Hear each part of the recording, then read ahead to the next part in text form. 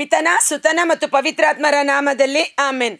ನಿನ್ನ ಪ್ರಸನ್ನತೆ ಇಲ್ಲದೆ ನನ್ನಿಂದ ಏನು ಸಾಧ್ಯವಿಲ್ಲಪ್ಪ. ಪವಿತ್ರಾತ್ಮರಿಲ್ಲದೆ ನನ್ನಿಂದ ಏನು ಸಾಧ್ಯವಿಲ್ಲಪ್ಪ. ದೇವರಾತ್ಮನೇ, ಪಾವನಾತ್ಮನೇ, ಸ್ವರ್ಗದ ಶಕ್ತಿಯೇ ಅಭಿಷೇಕಿಸು. ಪ್ರಭು ಕ್ರಿಸ್ತರಲ್ಲಿ ಆತ್ಮೀಯ ಸಹೋದರ ಸಹೋದರಿಯರೇ, ಈ ದಿನದ ಮುಂಜಾನೆಯ ಜೀವಸ್ವರ ಪ್ರಕಟಣಾ ಗ್ರಂಥ 15ನೇ ಅಧ್ಯಾಯ ವಚನ 5ರ ಮೇಲ್ಪಟ್ಟು. ನಿನ್ನೆಯ ಜೀವಸ್ವರದ ಮುಂದುವರೆದ ಭಾಗ. ಇವುಗಳಾದ ಮೇಲೆ 15:5 ನಾನು ಮತ್ತೊಂದು ದಿವ್ಯ ದರ್ಶನವನ್ನು ಕಂಡೆ. ಸ್ವರ್ಗದ ದೇವಾಲಯವು ತೆರೆದಿತ್ತು. ಸ್ವರ್ಗದ ದೇವಾಲಯವು ತೆರೆದಿತ್ತು. ಪ್ರಭು ಯೇಸು ಕಲ್ವಾರಿ ಶಿಲುಬೆ ಮೇಲೆ ತನ್ನ ಪ್ರಾಣವನ್ನು ತ್ಯಾಗ ಮಾಡುವಾಗ ಜೆರುಸಲೇಮ್ ಮಹಾ ದೇವಾಲಯದ ಪರದೆ ಇಬ್ಬಾಗವಾಗಿ ಹರಿದು ಹೋಯಿತು.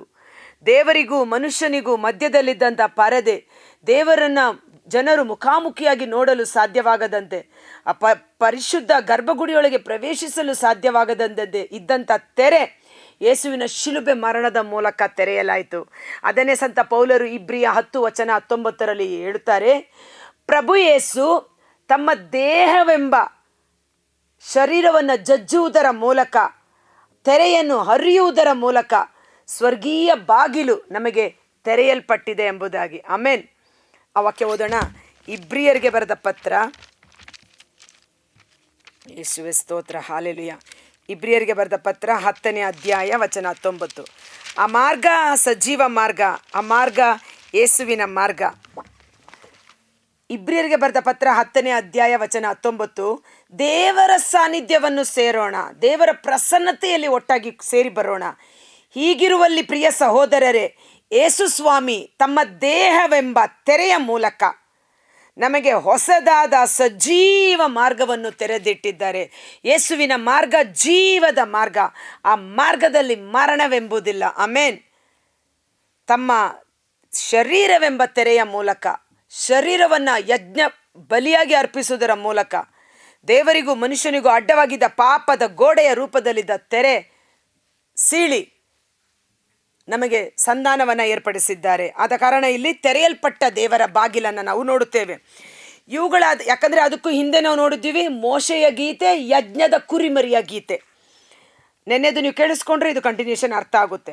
ಇವುಗಳಾದ ಮೇಲೆ ನಾನು ಮತ್ತೊಂದು ದಿವ್ಯ ದರ್ಶನವನ್ನು ಕಂಡೆ. ಸ್ವರ್ಗದ ದೇವಾಲಯವು ತೆರೆದಿತ್ತು, ದೈವ ಪ್ರಸನ್ನತೆಯ ಗೂಡಾರ ಅದರೊಳಗಿತ್ತು. Praise the lord.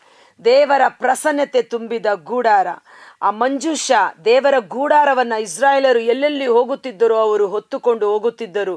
ಆ ಮಂಜೂಷದ ಒಳಗಡೆಯಿಂದ ದೇವರ ಧ್ವನಿ ಅವರೊಟ್ಟಿಗೆ ಮಾತನಾಡುತ್ತಿತ್ತು. ದೇವರ ಪ್ರಸನ್ನತೆ ಅದರಲ್ಲಿ ನೆಲೆಸಿತ್ತು. ಈವನ್ ಆ ಜೋರ್ದಾನ್ ನದಿ, ರಭಸವಾದ ಜೋರ್ದಾನ್ ನದಿಯನ್ನು ದಾಟಲು ಸಹ ಯಾಜಕರು ಮಂಜೂಷವನ್ನು ಹೊತ್ತು ಕಾಲಿಟ್ಟ ಕೂಡಲೇ, ಅಂದರೆ ದೇವರ ಪ್ರಸನ್ನತೆ ನಮಗೆ ಮುಂಬಲವಾಗಿ ಹರಿದು ಹೋಗುವಾಗ ಎಲ್ಲ ತಡೆಗಳು, ಬಾಗಿಲು, ಹೆಬ್ಬಾಗಿಲುಗಳು ತೆರೆಯಲ್ಪಡುತ್ತದೆ. Praise the Lord. ದೈವ ಪ್ರಸನ್ನತೆಯ ಗೂಡಾರ ಅದರೊಳಗಿತ್ತು. 7 ವಿಪತ್ತುಗಳನ್ನು ಹಿಡಿದಿದ್ದ 7 ದೇವದೂತರು ಈ ದೇವಾಲಯದಿಂದ ಹೊರಗೆ ಬಂದರು. ದೇವರ ಆಲಯದಿಂದ 7 ದೂತರುಗಳು ಹೊರಗಡೆ ಬರುತ್ತಾರೆ.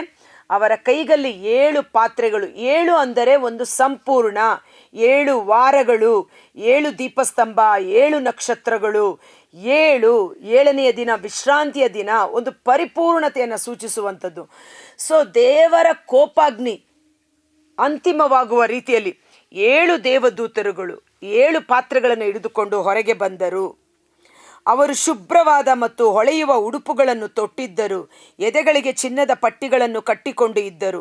4 ಜೀವಿಗಳು, ಅಂದರೆ ಪ್ರಕಟಣಾ ಗ್ರಂಥ 4ನೇ ಅಧ್ಯಾಯದಲ್ಲಿ ನಾವು ನೋಡಿದಂತೆ ಸರ್ವೇಶ್ವರನ ಸುತ್ತಲೂ 4 ಜೀವಿಗಳು ಹೇಗೆ ದೇವರನ್ನು ಆರಾಧನೆ ಮಾಡ್ತಾ ಇದ್ದವು ಅಂತ. ಹೋರಿ, ಮನುಷ್ಯನ ಮುಖ, ಕುದುರೆ, ಸಿಂಹದಂತೆ 4 ಜೀವಿಗಳಲ್ಲಿ ಒಂದು ಜೀವಿ ಈ 7 ಮಂದಿ ದೂತರಿಗೆ 7 ಚಿನ್ನದ ಪಾತ್ರೆಗಳನ್ನು ಕೊಟ್ಟಿತು. ಆ ಪಾತ್ರೆಗಳಲ್ಲಿ ಯುಗ ಯುಗಾಂತರಕ್ಕೂ ಜೀವಿಸುವ ದೇವರ ರೋಷ ತುಂಬಿ ತುಳುಕುತ್ತಿತ್ತು. ದೇವರ ರೋಷ, ದೇವರ ಕೋಪ. ದೇವರು ಪ್ರೀತಿ ಸ್ವರೂಪಿ, ಕರುಣಾಮಯಿ, ಅದೇ ರೀತಿಯಲ್ಲಿ ಪಾಪವನ್ನು ದಂಡಿಸುವವರಾಗಿದ್ದಾರೆ. ಆದರೆ ಆ ದಂಡನೆ ದೈವದ್ರೋಹಿಗಳಿಗೆ. ದೇವರ ಮಕ್ಕಳು ದಂಡನೆಯಿಂದ ತಪ್ಪಿಸಿಕೊಂಡಿದ್ದೇವೆ. ಅದು ಯೇಸು ಕ್ರಿಸ್ತರ ರಕ್ತದ ಮೂಲಕ ಬರಲಿರುವ ದೇವರ ಕೋಪಾಗ್ನಿಯಿಂದ ನಮ್ಮನ್ನು ರಕ್ಷಿಸಿದ್ದು ಪ್ರಭು ಯೇಸುವಿನ ರಕ್ತವೇ ಆಗಿದೆ. ನೀತಿವಂತರಿಗೂ ಅನೀತಿವಂತರಿಗೂ, ಸಜ್ಜನರಿಗೂ ಅಧರ್ಮಿಗಳಿಗೂ ನಾನು ವ್ಯತ್ಯಾಸವನ್ನು ತೋರಿಸುತ್ತೇನೆ ಎಂದು ನುಡಿದಿರುವ ದೇವರು. ಮಲಾಕಿಯ ಗ್ರಂಥ 4ನೇ ಅಧ್ಯಾಯ ವಚನ 3ನೇ ಅಧ್ಯಾಯದಲ್ಲಿ ನಾವು ನೋಡ್ತೇವೆ. 17ನೇ ವಚನ. ಸೇನಾಧೀಶ್ವರ ಸರ್ವೇಶ್ವರ ಇಂತೆನ್ನುತ್ತಾರೆ, ಇವರು ನನ್ನ ಜನರು, ನಾನು ಕಾರ್ಯತತ್ಪರನಾಗುವ ದಿನದಂದು ಅವರು ನನಗೆ ಸ್ವಕೀಯ ಜನರಾಗಿರುವರು. ತಂದೆಯೊಬ್ಬನು ತನಗೆ ಸೇವೆ ಮಾಡುವ ಮಗನನ್ನು ಕಾಪಾಡುವಂತೆ ನಾನು ನನ್ನ ಮಕ್ಕಳನ್ನು ಕಾಪಾಡುವೆನು. ಸಜ್ಜನರಿಗೂ ದುರ್ಜನರಿಗೂ, ದೇವರ ಸೇವೆ ಮಾಡುವವರಿಗೂ ಮಾಡದವರಿಗೂ ಇರುವ ವ್ಯತ್ಯಾಸವನ್ನು ನೀವು ಮತ್ತೆ ಮನೆಗಾಣುವಿರಿ.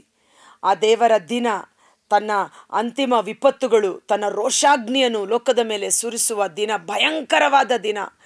ಆ ದಿನವನ್ನು ಎದುರಿಸಿ ನಿಲ್ಲಲು ಯಾರಿಂದ ತಾನೇ ಸಾಧ್ಯ? ರಾಜರು, ಮಹಾರಾಜರು, ಜನರು ಬೆಟ್ಟ ಗುಡ್ಡಗಳ ಸಂದಿನಲ್ಲಿ ಅವಿತುಕೊಂಡು ಆ ದೇವರ ಕೋಪಾಗ್ನಿಯಿಂದ ನಮ್ಮನ್ನು ತಪ್ಪಿಸು, ನಮ್ಮ ಮೇಲೆ ಬೀಳು ಎಂದು ಕೇಳಿಕೊಳ್ಳುವರು.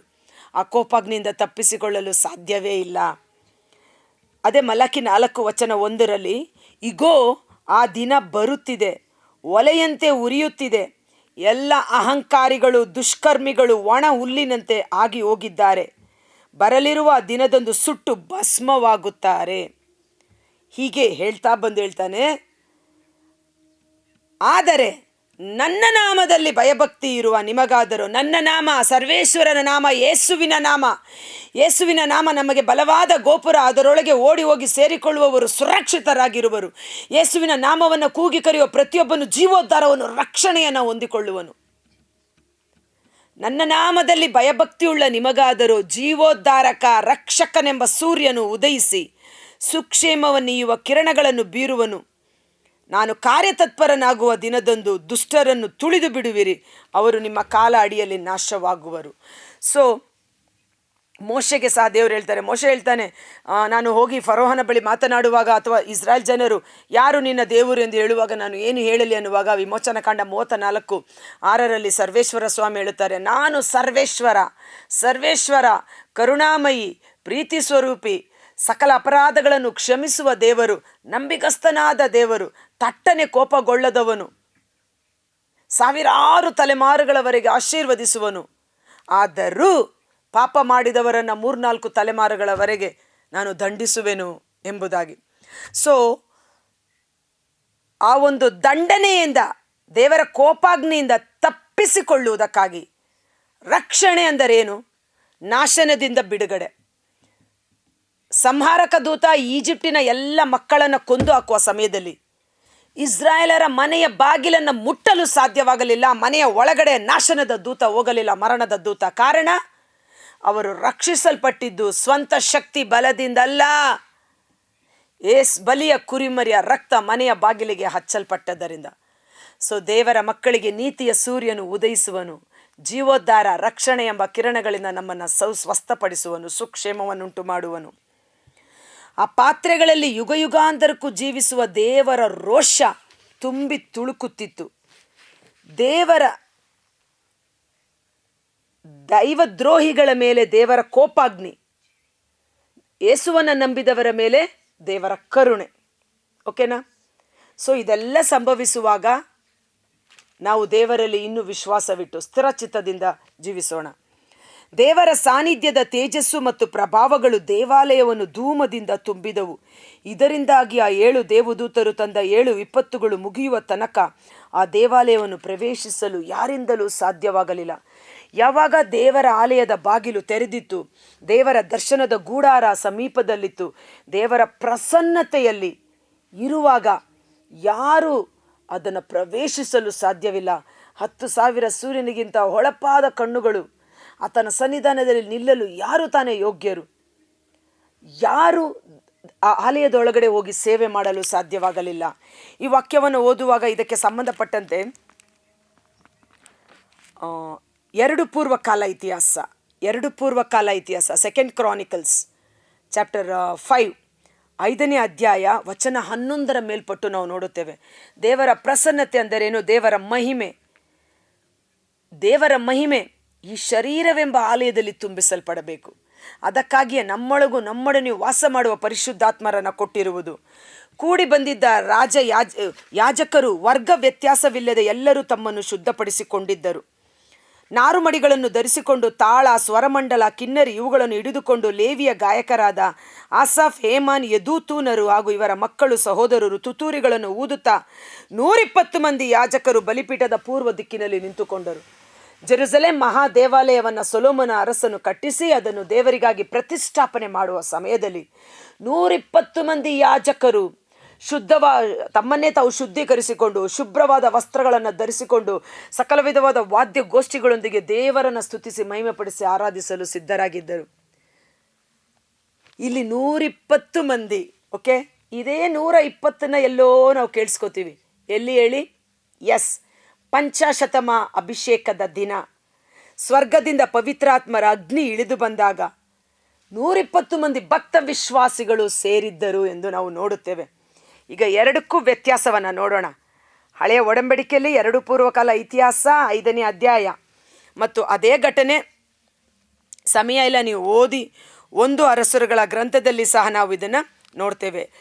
8ನೇ ಅಧ್ಯಾಯ ವಚನ 10ರ ಮೇಲ್ಪಟ್ಟು ಮಂಜೂಷವನ್ನು ಒಳಗಿಟ್ಟ ಯಾಜಕರು ದೇವಾಲಯದಿಂದ ಹೊರಗೆ ಬಂದ ಕೂಡಲೇ ಒಕ್ಕೊರಲಿನಿಂದ ಸ್ವರವೆತ್ತಿ ಸರ್ವೇಶ್ವರನನ್ನು ಕೀರ್ತಿಸುವುದಕ್ಕಾಗಿ ತುತ್ತೂರಿ ಊದುವವರು, ಗಾಯನ ಮಾಡುವವರು ಅಲ್ಲಿ ನಿಂತಿದ್ದರು. ತುತ್ತೂರಿ, ತಾಳ ಮೊದಲಾದ ವಾದ್ಯಗಳ ಧ್ವನಿ ಸರ್ವೇಶ್ವರ ಒಳ್ಳೆಯವರು, ಅವರ ಅಚಲ ಪ್ರೀತಿ ಶಾಶ್ವತವಾದುದು ಎಂದು ಕೃತಜ್ಞತಾಸ್ತುತಿ ಮಾಡುವವರ ಸ್ವರ ಕೇಳಿದೊಡನೆ ಮೇಘವೊಂದು ಸರ್ವೇಶ್ವರನ ಆಲಯದಲ್ಲಿ ತುಂಬಿಕೊಂಡಿತು. ಸರ್ವೇಶ್ವರನ ತೇಜಸ್ಸಿನಿಂದ, ಪ್ರಸನ್ನತೆಯಿಂದ, ಮಹಿಮೆಯಿಂದ ವ್ಯಾಪವಾಗಿದ್ದ ಮೇಘವು ದೇವಾಲಯದಲ್ಲಿ ತುಂಬಿಕೊಂಡದ್ದರಿಂದ ಯಾಜಕರು ಅಲ್ಲಿ ನಿಂತು ಸೇವೆ ಮಾಡಲಾರದೆ ಹೋದರು. Price the lord. 120 ಮಂದಿ ಯಾಜಕರು ಆ ಜೆರುಸಲೇಮ್ ಮಹಾ ದೇವಾಲಯದ ಪ್ರತಿಷ್ಠಾಪನೆಯ ಸಮಯದಲ್ಲಿ ಸಕಲ ವಿಧವಾದ ತುತ್ತೂರಿ ವಾದ್ಯ ಗೋಷ್ಠಿಯೊಡನೆ ದೇವರನ್ನು ಆರಾಧಿಸಲು ಸಿದ್ಧರಿದ್ದರು. ಆದರೆ ದೇವರ ಪ್ರಸನ್ನತೆ, ಮಹಿಮೆಯ ಪ್ರಸನ್ನತೆ ಇಳಿದು ಬಂದಾಗ, ದೇವಾಲಯವಿಡೀ ಆವರಿಸಿಕೊಂಡಾಗ ಅವರು ತತ್ತರಿಸಿ ಹೋದರು. ಅಲ್ಲಿ ನಿಲ್ಲಲಾರದೆ ಹೊರಗೆ ಬಂದರು, ಸೇವೆ ಮಾಡಲು ಸಾಧ್ಯವಾಗಲಿಲ್ಲ ಎಂದು. ಆದರೆ ಹೊಸ ಒಡಂಬಡಿಕೆಯಲ್ಲಿ ಪ್ರೇಷಿತರು ಮತ್ತು 120 ಮಂದಿ ಭಕ್ತ ವಿಶ್ವಾಸಿಗಳು ಒಟ್ಟಾಗಿ ಸೇರಿ ಮೇಲ್ಛಾವಣಿಯಲ್ಲಿ ದೇವರು ವಾಗ್ದತ್ತ ಮಾಡಿದ ಪವಿತ್ರಾತ್ಮರಿಗಾಗಿ ಸ್ತುತಿಸಿ ಪ್ರಾರ್ಥನೆ ಮಾಡಿದ್ದಾಗ ಬೆಂಕಿಯ ರೂಪದಲ್ಲಿ ಅವರ ಮೇಲೆ ದೇವರ ಪ್ರಸನ್ನತೆ ಇಳಿದು ಬಂದು ಅವರೊಬ್ಬೊಬ್ಬರ ಮೇಲೆ ಇಳಿದು ಅವರಲ್ಲಿ ಐಕ್ಯವಾಯಿತು. ಪವಿತ್ರಾತ್ಮ ಭರಿತರಾದ ಅವರು ದೇವರ ಮಹತ್ ಕಾರ್ಯಗಳನ್ನು ವರ್ಣಿಸತೊಡಗಿದರು. ಲೋಕದ ಕಟ್ಟಕಡೆಯವರೆಗೂ ಸುವಾರ್ತೆಯನ್ನು ಸಾರಿದರು. ಯೇಸುವಿಗೆ ರಕ್ತ ಸಾಕ್ಷಿಗಳಾಗಿ ಮಾರ್ಪಟ್ಟರು. ಅಲ್ಲಿಯ 120 ಮಂದಿಯ ಜೀವನ ಹೊಸ ಒಡಂಬಡಿಕೆಯ ಜೀವನ. ಕಾರಣ ನಾವು ಹೊಸ ಒಡಂಬಡಿಕೆಯ ಮಕ್ಕಳಾಗಿದ್ದೇವೆ. ನಮ್ಮ ಮಧ್ಯಸ್ಥರು ಯೇಸು ಆಗಿದ್ದಾರೆ. ಪಾಪಗಳನ್ನು ಬಿಡುಗಡೆ ಮಾಡಿ ಪವಿತ್ರಾತ್ಮರಿಂದ ನಮ್ಮನ್ನು ಅಭಿಷೇಕ ಮಾಡಿದ್ದಾರೆ. ರಾಜ ಯಾಜಕ ವರ್ಗದವರಾಗಿ ನಾವು ಮಾರ್ಪಾಡಾಗಿದ್ದೇವೆ. ಆದ ಕಾರಣ ಒಂದು ಕ್ಷಣಕಾಲ ನಾವು ಕಣ್ಗಳನ್ನು ಮುಚ್ಚೋಣ. ಈ ಮುಂಜಾನೆ ವೇಳೆ ಜೀವಸ್ವರವನ್ನು ಆಲಿಸುತ್ತಿರುವ ಪ್ರತಿಯೊಬ್ಬ ಸಹೋದರ ಸಹೋದರಿಯವರ ಕುಟುಂಬಗಳನ್ನು ಸಮರ್ಪಣೆ ಮಾಡುತ್ತೇನೆ. ಪ್ರವಾದಿ ಯೆಶಾಯನ ಗ್ರಂಥ 6ನೇ ಅಧ್ಯಾಯದಲ್ಲಿ ಪ್ರವಾದಿ ಯೆಶಾಯನು ದರ್ಶನವನ್ನು ನೋಡುವಾಗ ಸರ್ವೇಶ್ವರನ ಪ್ರಸನ್ನತೆ, ಸಿಂಹಾಸನ ರೂಢನಾಗಿದ್ದ ದೇವರು ಲಕ್ಷೋಪಲಕ್ಷ ಕೋಟ್ಯಾನುಕೋಟಿ ದೇವದೂತರ ಸಮೇತ ದರ್ಶನವನ್ನು ಕಂಡನು. ಅವರ ವಸ್ತ್ರ ನೆರಿಗೆಯಾಗಿ ಇಡೀ ಆಲಯವನ್ನು ವ್ಯಾಪಿಸಿಕೊಂಡ ರೀತಿಯಲ್ಲಿ ಈ ಜೀವಸ್ವರವನ್ನು ಆಲಿಸುತ್ತಿರುವ ಪ್ರತಿಯೊಂದು ಕುಟುಂಬಗಳಲ್ಲಿ, ಪ್ರತಿಯೊಂದು ಶರೀರದಲ್ಲಿ ಈ ವಾಕ್ಯದ ಶಕ್ತಿ, ಪವಿತ್ರಾತ್ಮರು ಅಭಿಷೇಕವಾಗಿ ನೆರಿಗೆಯಾಗಿ ಅಲೆಯಾಗಿ ಒಂದೊಂದು ಋನ್ಮನಗಳಲ್ಲಿ, ಒಂದೊಂದು ಕುಟುಂಬಗಳಲ್ಲಿ ಅಭಿಷೇಕವಾಗಿ ಈ ಸಮಯದಲ್ಲಿ ಸುರಿಸಲ್ಪಡಲಿ.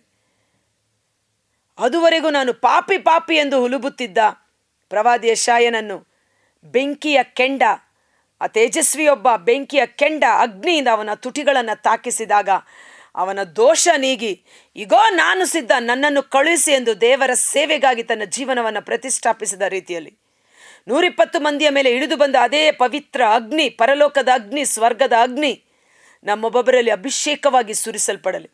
ಇಗೋ ನಾನು ಸಿದ್ಧ, ದೇವರ ರಾಜ್ಯಕ್ಕಾಗಿ ನನ್ನನ್ನು ಉಪಯೋಗಿಸಿ ಎಂದು ಕುಟುಂಬ ಸಮೇತವಾಗಿ ದೇವರಿಗೆ ನೈಜ ಸಾಕ್ಷಿಗಳಾಗಿ ಜೀವಿಸಿ ನಡೆಯಿಂದಲೂ ನುಡಿಯಿಂದಲೂ ದೇವರ ನಾಮದ ಮಹಿಮೆ ಬೆಳಗುವ ಪಾತ್ರೆಗಳಾಗಿ ಮಾರ್ಪಾಡಾಗುವ ಅಭಿಷೇಕ ನಮಗೆ ಲಭಿಸಲಿ.